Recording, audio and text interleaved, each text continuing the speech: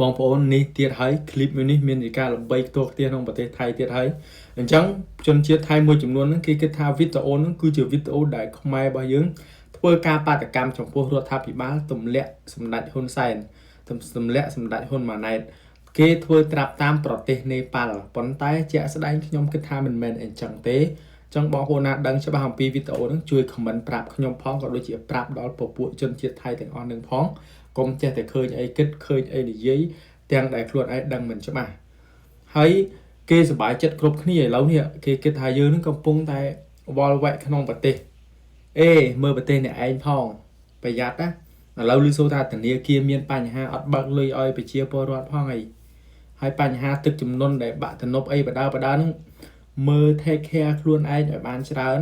ប្រទេសពួកខ្ញុំចេះ take care ហើយសូមមិនបាច់ខ្វល់ទេចឹងម្ដងទៀតបងប្អូនណាដែលដឹងអំពីស្ថានភាពដែលគេកំពុងតែហែនេះជួយ comment ខាងក្រោមផងថាតើការដង្ហែគេដង្ហែអីគេ